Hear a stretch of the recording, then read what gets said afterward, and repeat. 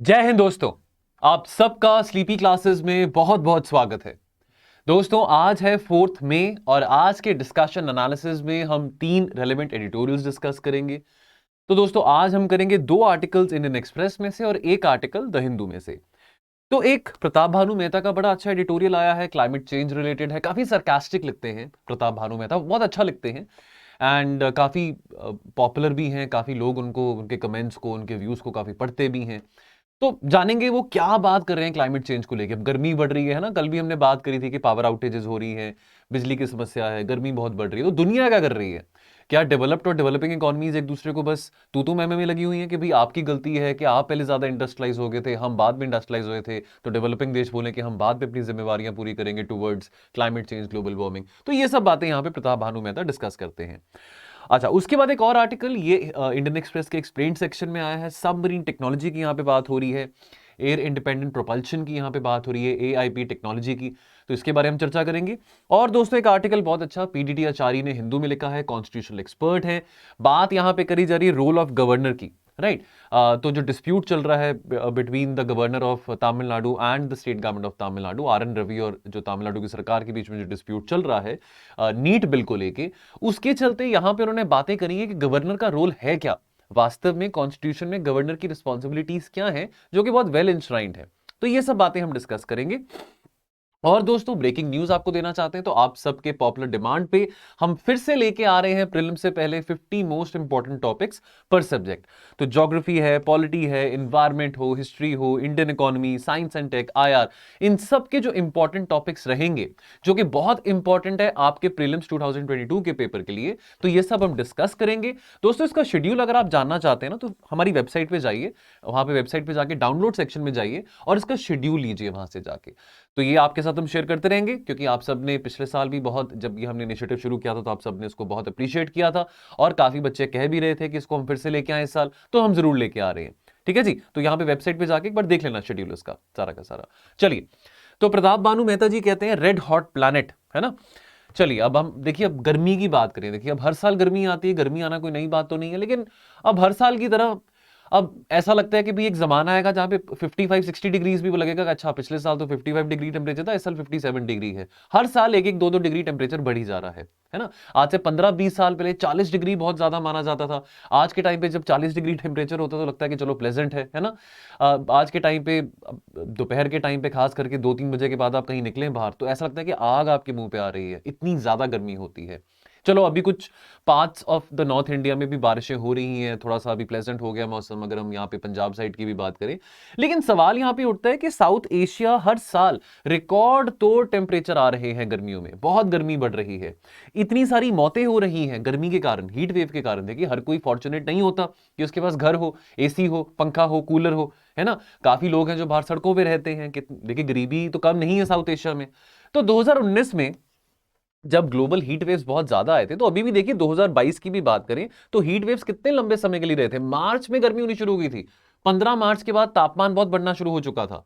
ठीक है, तो लगभग 3.5 लाख से ज्यादा मौतें हुई थी 2019 के ग्लोबल हीट वेव्स के दौरान में। लेकिन अब कितनी मौतें हुई हैं, कितनी एग्जैक्टली वो तो चलो हमको ये नहीं पता, वो तो अभी हमको ये भी नहीं पता कि कोरोना में कितनी मौतें हुई हैं, कितनी नहीं हुई हैं। ये तो सब एक बातें सामने आ जाती हैं कि भी इतने लोग मरे हैं, तो इस तरह से एक्यूरेटली कितनी मोर्टालिटी है हीट वेव्स के कारण, ये हमको नहीं पता। अब इतनी ज्यादा गर्मी है, ठीक है। अब यहां पे भारत में भी बात करें तो बहुत गर्मी है और उसके बाद ह्यूमिडिटी भी बहुत है। अब देखिए आप प्रोडक्टिवली काम भी नहीं कर सकते हैं, अब बिजली नहीं है तो एसी भी नहीं चलेगा, पंखा भी नहीं चलेगा, पसीने में आप बैठे रहेंगे, आप पढ़ भी नहीं पाएंगे, या अगर आपको जॉब करते हैं, वर्क फ्रॉम होम कर रहे हैं, कुछ भी कर रहे हैं तो वो भी नहीं कर पाएंगे। बॉडी अपने आप को एक्लिमेटाइज नहीं कर पाएगी टेम्परेचर के हिसाब से, बॉडी अपने आप को कूल ऑफ नहीं कर पाएगी, बिकॉज पसीना ही ज्यादा है और पसीना जो है इवेपोरेट ही नहीं हो रहा। तो क्या करा जाए, है ना, बिजली है नहीं उसके ऊपर से। अब सवाल यहां पे आता है कि कोई ऐसी नॉवल वाली घटना तो नहीं सामने हो रही जहां पे कि भी दुनिया सब खत्म होने वाली है ना।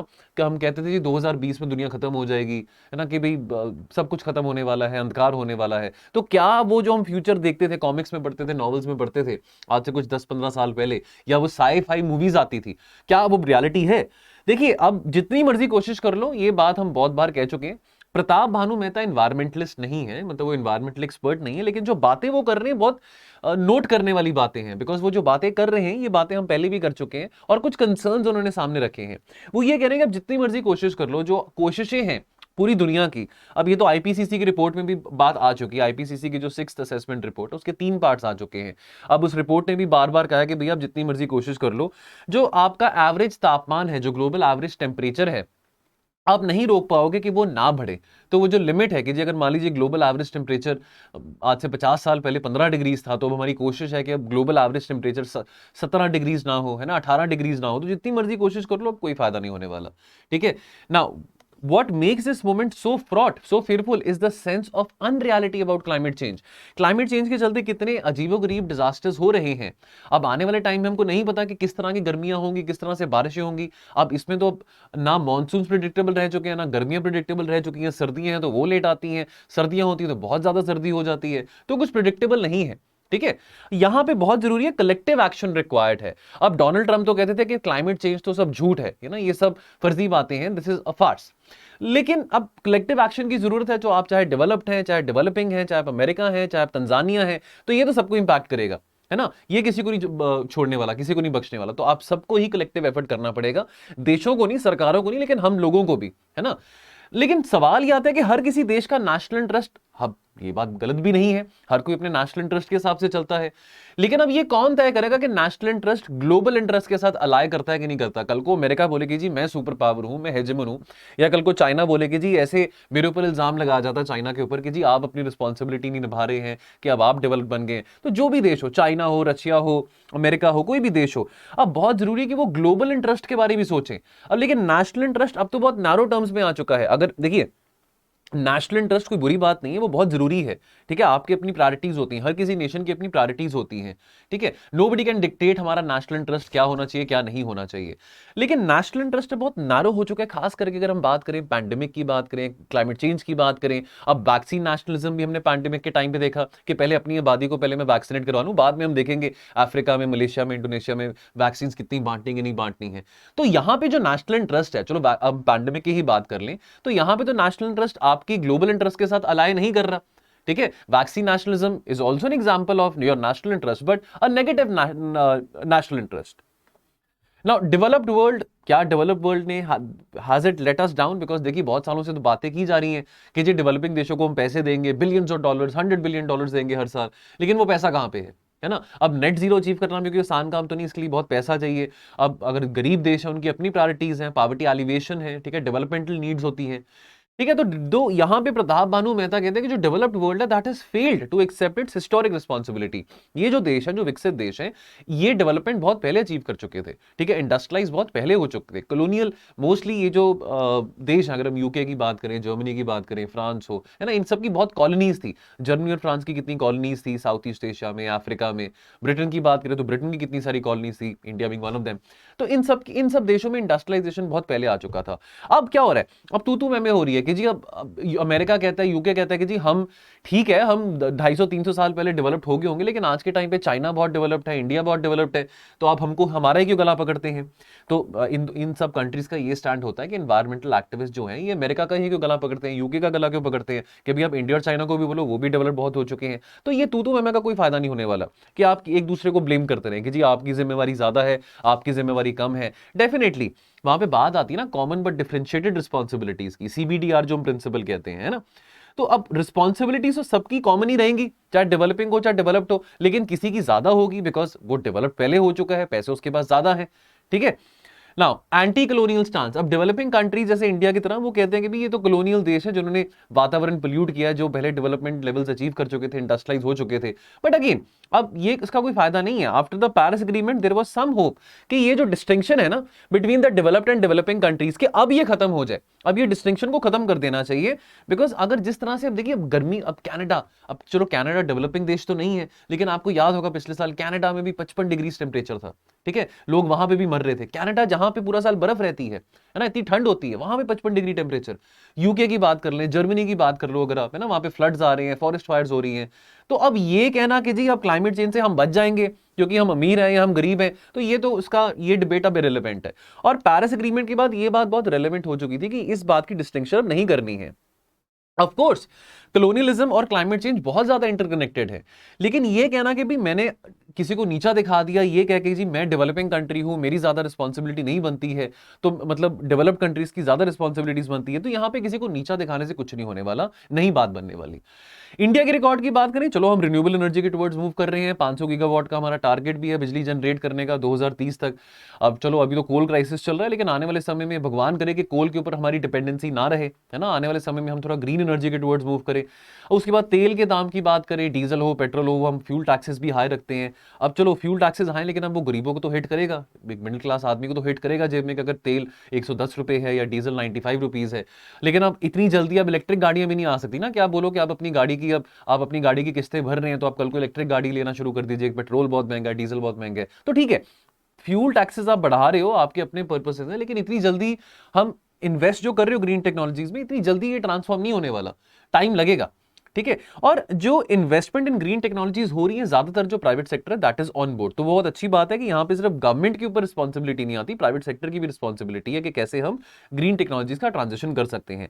बहुत सारे बड़े बड़े क्लेम्स हैं कि जी हाँ इंडिया में हम फॉरेस्ट कवर बढ़ा रहे हैं, एफॉरेस्टेशन ड्राइव काफी इंक्रीज कर रहे हैं, मतलब पेड़ पौधे बहुत उगा रहे हैं, लेकिन this can also not disguise the fact कि जो हमारे शहर हैं, जो हमारी सिटीज हैं, वो वहां पे गर्मी तो बढ़ रही है, आप पेड़ पौधे उगाते रहिए, पेड़ पौधे आप कितने मर्जी ट्रांसप्लांट करते रहिए, लेकिन अब सिटीज तो हैबिटेबल हैं, बात ये आती है कितनी गर्मी है ना, दिल्ली हो, गुरुग्राम हो, बेंगलुरु हो, मुंबई हो, पुणे हो, गर्मी तो बढ़ी रही है, ठीक है।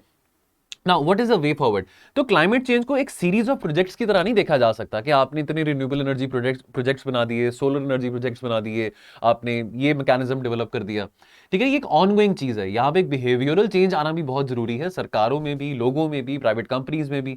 और हमारी कोशिश ये होनी चाहिए कि कैसे इंडिया में जो शहर हैं, अब आने वाले समय में लोग गांव से शहरों में आएंगे, अर्बनाइजेशन बढ़ेगी, बहुत सारी रिपोर्ट्स हम डिस्कस कर चुके हैं, 2030 तक इतने % अर्बनाइजेशन बढ़ जाएगी।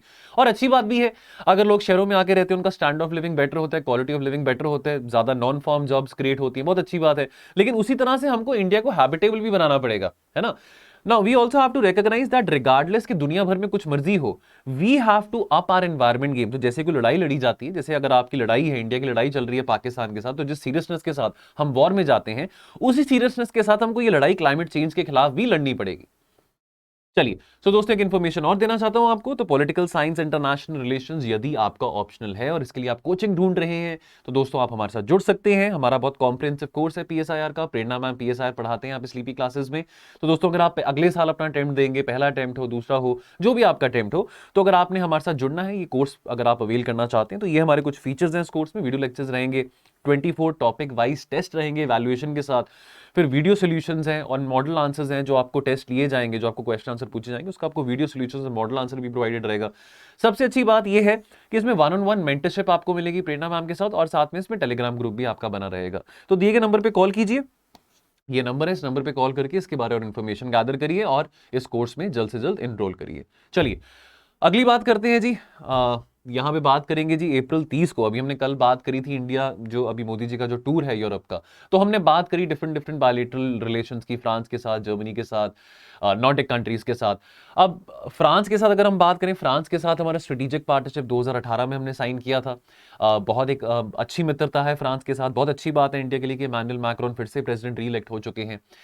हमारी डिपेंडेंसी रशिया के ऊपर, अमेरिका के ऊपर बहुत ज़्यादा बढ़ रही थी, अब है भी काफ़ी ज़्यादा। डिफेंस के मामलों की अगर हम बात करें, तो हम चाहते हैं कि और देश, जर्मनी है, फ्रांस है, बाकी देश भी यहाँ पे इन्वेस्ट करें, खास करके डिफेंस टेक्नोलॉजीज में। हमको भी सिखाएं, हमको भी समझाएं कि कैसे वो चीज़ें बनाई जाती हैं, क्योंकि हम वैसी आत्मनिर्भरता के टुवर्ड्स मूव कर रहे हैं। हम चाहते हैं कि डिफेंस को इंडिजनाइज किया जाए। अब कुछ दिन पहले की बात है, अप्रैल 30 को फ्रांस का एक मेजर डिफेंस ग्रुप है, नेवल ग्रुप का नाम से। Now that is one of the 5 shortlisted OEMs, यानी कि original equipment manufacture, for the Indian navy's P-75 India project, ठीक है। तो इसके चलते यहां पे दावा करा गया है कि जी 6 कन्वेंशनल सबमरीन्स बनाई जाएंगी। तो उसमें से एक जो वेंडर रहेगा वो नेवल ग्रुप था, लेकिन नेवल ग्रुप जो है, जो फ्रांस का ग्रुप है, उसने ये बोला कि भाई हम इस की बिडिंग में हिस्सा नहीं लेंगे, बिकॉज कुछ ऐसी कंडीशंस हैं RFP में, रिक्वेस्ट फॉर प्रपोजल में, जो कंडीशन हम मीट नहीं कर पा रहे हैं। वो कंडीशन कौन सी है? बिकॉज इंडिया की साइड से जो रिक्वेस्ट फॉर प्रपोजल गया था, तो इंडिया ने एक बहुत स्पेसिफिक कंडीशन OEMs के सामने, यानी कि ओरिजिनल इक्विपमेंट मैन्युफैक्चरर्स के सामने रखी थी कि भाई हमने जो जहाज बनाने हैं ना, सबमरीन्स बनाने हैं, उसमें फ्यूल सेल AIP यानी कि एयर इंडिपेंडेंट प्रोपल्शन टेक्नोलॉजी होनी चाहिए, ठीक है। और ये जो टेक्नोलॉजी है, this is meant for conventional that is non nuclear submarines, not for nuclear submarines but non nuclear submarines. तो दोस्तों ये ना ध्यान से इस बात को पढ़िए, जैसे P-75 है, बहुत इजी सा क्वेश्चन प्रीलिम्स में आ जाता है ना, कि P-75 is often heard in the news because of dash dash dash ABCD। तो अब ये चीजें ना, इस तरह की चीजें, अब ये सिक्योरिटी का ये जो हम डिस्कस करें इंटरनल सिक्योरिटी से रिलेटेड है, लेकिन हमको कोई आर्टिकल भी पढ़ रहे हैं, कुछ भी चीज पढ़ रहे हैं, अब क्योंकि प्री पास में है तो हमको ये चीज भी सोच के पढ़नी चाहिए कि इसमें से कौन सी कोई ऐसी फैक्चुअल इंफॉर्मेशन है जो हम गैदर कर सकते हैं। चलिए, अब what is the P-75 project, 75 India project. तो जून 1999 में, है ना, आज से देखिए कितने साल पहले, 23 साल पहले की बात है, कैबिनेट कमेटी ऑन सिक्योरिटी ने अप्रूव किया था एक 30 साल का plan for the Indian navy कि कैसे इंडिजिनसली बिल्ड किए जाएंगे और इंडक्ट किए जाएंगे 24 सबमरीन्स बाय 2030। ठीक है, पहले फेज में 2 lines of production were to be established. तो the first was P-75, the second was P-75I। ठीक है, हर एक लाइन ऑफ प्रोडक्शन में 6-6 सबमरीन्स बनाने की बात करी गई थी। जो कॉन्ट्रैक्ट फॉर P-75 था, ठीक है, जो फर्स्ट लाइन ऑफ प्रोडक्शन है, ये साइन 2005 में किया गया था विद द नेवल ग्रुप। उस टाइम पे उसका जो नाम था वो DCNS करके था। ठीक है जी, ये फ्रांस का ही नेवल ग्रुप, ये फ्रांस का ही एक ओरिजिनल इक्विपमेंट मैन्युफैक्चरर है, in partnership with the Mazagon Dock Shipbuilders Limited. ठीक है, ये हमारा इंडिया का एक एंटिटी है, इंडियन एंटिटी है। नाउ जो पहली कालवरी क्लास स्कॉर्पियन क्लास जो सबमरीन थी under this project, that was commissioned in December 2017। तो साइन 2015 में किया गया था, पहली बार जो कमीशन करेगी सबमरीन 2017 में। Now another 5 submarines have been built since then, और जो आखिरली है, जो फाइनल वन है वागशीर करके, that was launch last month and this will be commissioned by later 2023। Now, why does the Navy want this air independent propulsion submarines? Why do we want this technology? देखिए, ये कहा गया कि ये जो AIP है ना, this is a force multiplier effect। देखिए, आज के टाइम पे वॉरफेयर बदल रहा है ना, आज के टाइम पे क्विक वॉरफेयर का जमाना है। स्टेल्थ की बात करें, सीक्रेट वॉरफेयर की बात करें कि कैसे हम अपनी सीक्रेटनेस बना सकते हैं लड़ाई के दौरान पे। अब ये जो AIP है, इसका जो इफेक्ट है बहुत ज्यादा है। ठीक है, खास करके लिथैलिटी की बात करें, ठीक है, बिकॉज ये क्या करता है, ये एनहांस करता है submerge endurance of the boat several boats. ठीक है, जो फ्यूल सेल बेस्ड AIP है ना, इसके जो मेरिट्स है as far as in performance is much better as compare to the other technology. So simply अगर हम बात करें, AIP टेक्नोलॉजी जो है, ये एक कन्वेंशनल सबमरीन को सबमर्ज रहने के लिए, लंबे अरसे के लिए, जो एक कन्वेंशनल सबमरीन है वो पानी के नीचे सबमर्ज रह सकता है as compare to any other diesel electric submarine. तो देखिए अब क्या होता है, अब जो कन्वेंशनल सबमरीन्स हैं, दे हैव टू सरफेस, यानी कि वो ऊपर आ जाते हैं। अगर वो कुछ समय के लिए वो अगर पानी के नीचे हैं, सबमरीन्स हैं, उनको ऊपर आना पड़ता है ताकि they can run their generators and they can recharge the batteries, जिसके चलते जो सबमरीन है that can function under the water. तो उनको बार बार नीचे जाके फिर ऊपर आना पड़ता है। अब ऐसे तो इजीली डिटेक्ट भी हो सकती है। अब अगर सबमरीन अंडर वाटर है, अब अगर वो ऊपर सरफेस करती है कुछ दिनों के बाद ताकि वो अपने आप को रिचार्ज कर सके, तो एनिमी जो है, जो भी कोई एनिमी नेशन हो, या अगर मान लीजिए कोई वॉर चल रही है, कोई लड़ाई चल रही है, तो आपकी जो सबमरीन, आपका जो जहाज है, वो इजीली डिटेक्ट हो सकता है। लेकिन जो AIP है ना, जो एयर इंडिपेंडेंट प्रोपल्शन टेक्नोलॉजी है, ये सबमरीन को अलाउ करेगा कि कैसे लंबे अरसे के लिए, लंबे टाइम के लिए जो सबमरीन है वो पानी के अंदर ही सबमर्ज्ड रहे और उसको ऊपर आने की, सरफेस होने की जरूरत नहीं पड़ेगी। ठीक है जी। नाउ अगर ग्लोबल सिनेरियो की बात करें, तो यहां पे कन्वेंशनल सबमरीन्स वर्सेस AIP की भी अगर बात करें, now AIP allows a submarine to remain submerged for more than 15 days compare to 2 और 3 days for a diesel electric boat. तो 2-3 दिन के बाद जो अगर कन्वेंशनल, अगर हम सबमरीन की बात करें, उसको एक ऊपर सरफेस अप करना पड़ता है अपने आप को रिचार्ज करने के लिए। लेकिन AIP के चलते वहां पे 15 दिन तक वो सबमर्ज रह सकती है जो शिप है। अब ग्लोबल सिनेरियो की बात करें, देखिए अब ये देखिए, अब लगभग 10 देश हैं जो कि इस टेक्नोलॉजी को डेवलप कर चुके हैं या close to building this technology हैं, और almost 20 nations have already have built this AIP, air independent propulsion submarines. ठीक है जी। अब यहां पे DRDO ने भी इस पे काम करना शुरू किया था। ठीक है, अब DRDO has also achieved an important milestone, एक लैंड बेस्ड प्रोटोटाइप बनाया है DRDO ने, डिफेंस रिसर्च डेवलपमेंट ऑर्गेनाइजेशन ने। लेकिन बहुत सारे एक्सपर्ट्स हैं जो कि इस बात को डाउट कर रहे हैं, उनको डाउट है DRDO के AIP प्रोटोटाइप, और उनको डाउट है that it might not be ready even by the time the first Kalvari class submarine comes for refitting starting in 2024। चलिए, सो ये आप देख सकते हैं, ये आपका air independent propulsion insert for Indian submarines है। यहां पे आपका फ्यूल सेल सिस्टम आ जाता है, यहां पे आपका हाइड्रोजन जनरेटर है सबमरीन के अंदर, ये आपका लिक्विड ऑक्सीजन स्टोरेज है। चलिए, सो दोस्तों आज का लास्ट एडिटोरियल रहेगा bill assent, a delay and the governance options. तो ये PDT आचार्य ने लिखा है। देखिए, अब पहले तो गवर्नर की बात करें। देखिए, हम पॉलिटी, अब चलो यहाँ पे थोड़ी पॉलिटी ही हमारी रिवाइज हो जाएगी, प्रीलिम्स भी हमारे पास में है। तो अब ये तो पता है कि जी गवर्नर जो है, चलो हमको ये पता है कि गवर्नर की जो डिस्क्रिशनरी पावर्स हैं वो चलो प्रेसिडेंट से थोड़ी वाइडर होती हैं, चलो ये बात हमने पढ़ ली है। लेकिन अब ये भी नहीं है कि एब्सोल्यूट डिस्क्रिशनरी पावर्स है गवर्नर की, कि गवर्नर एक बिल का अगर प्रस्ताव अगर स्टेट अगर काउंसिल ऑफ मिनिस्टर ने रखा है गवर्नर के पास, तो गवर्नर को चलो ठीक है, अब वहां पे गवर्नर को कभी ना कभी तो वो वापस भेजना है, तो या तो गवर्नर को वो प्रस्ताव पसंद है तो वो साइन करें या ना साइन करें या वापस भेजें।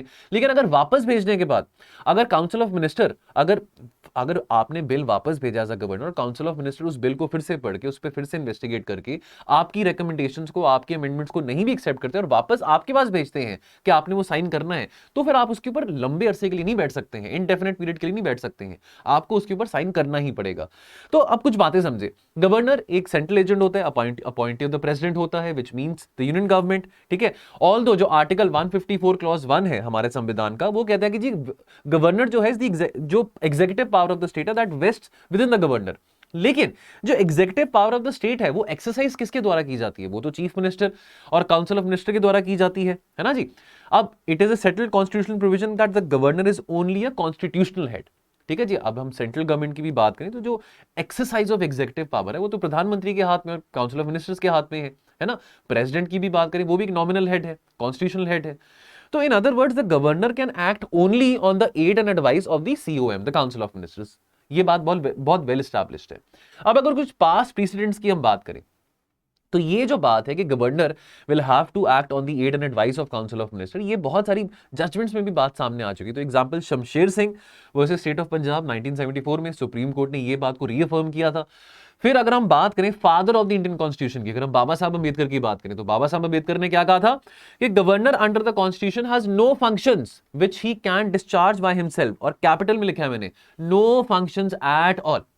सरकारिया कमीशन ने भी ये बात फिर से रीअफर्म करी थी। सरकारिया कमीशन ने ये कहा था कि देखिए जब तक जो काउंसिल ऑफ मिनिस्टर है ना वो कॉन्फिडेंस एंजॉय करते हैं असेंबली का, तो तब तक तो गवर्नर को काउंसिल ऑफ मिनिस्टर्स की ही बात माननी पड़ेगी, अनलेस कि उनकी जो एडवाइस है वो थोड़ी अनकॉन्स्टिट्यूशनल है। तो गवर्नर के पास ऑप्शन है, गवर्नर को नहीं प्रस्ताव पसंद तो वो प्रेसिडेंट के पास भी वो आगे फॉरवर्ड कर सकते हैं कि प्रेसिडेंट साहब बताएं कि इस पे साइन करना है कि नहीं करना, प्रेसिडेंट साहब के क्या व्यूज है, तो वो है।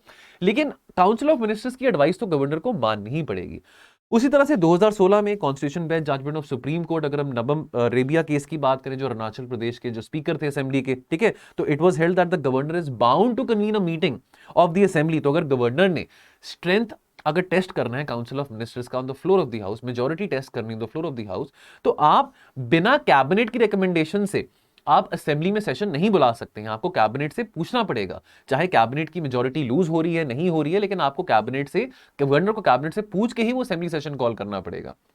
अब pathways available for the governor, तो आर्टिकल 200 जो है ऑफ द कॉन्स्टिट्यूशन वो 4 तरह के रास्ते बताता है गवर्नर के लिए कि 4 तरीके हैं। पहली बात तो कि गवर्नर जो उसके पास जो गवर्नर के पास जो बिल आया है उस पर वो अप्रूव करें, असेंड करें स्ट्रेट अवे, या वो विदहोल्ड करें, चलो साइन नहीं करना चाहते ना करें, ठीक है। He can also reserve it for the consideration of the president, तो अगर प्रेसिडेंट के पास वो अगर फॉरवर्ड करते हैं कोई बिल है, कोई प्रस्ताव है, अब उसके बाद in that case the assent is given और विदहेल्ड बाय द प्रेसिडेंट, तो फिर प्रेसिडेंट के ऊपर है कि वो इस बिल के ऊपर साइन करें या ना करें, वो प्रेसिडेंट के ऊपर है।